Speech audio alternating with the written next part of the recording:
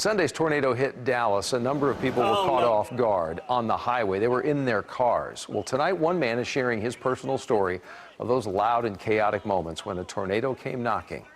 It's all new at 10 o'clock. And I think to myself, wow, how stupid a decision did I make driving into really a tornado there. A blown out back window. Brake lights busted out.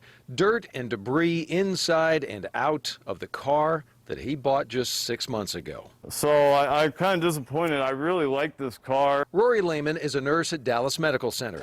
He was on his way home from work on Sunday night when the sky turned nasty. Once I passed 635 in Forest, it kind of came very calm, but then in the distance I could see this rain start really beating down, and I saw a lot of wind with it.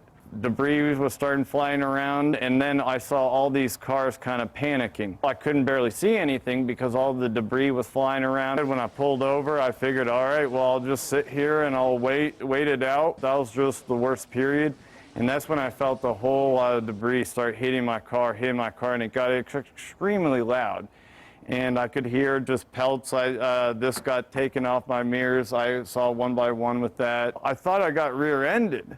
What that was a giant piece of debris hitting my ar. Now, with the benefit of looking back, I could have easily been that one to die or whatnot, and that would have been bad, I guess, to say the least.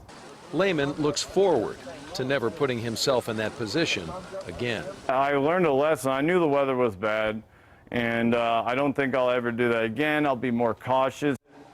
Good choice. No final decision from the insurance company yet, but Lehman isn't holding out a whole lot of hope. He expects the car to be a total loss.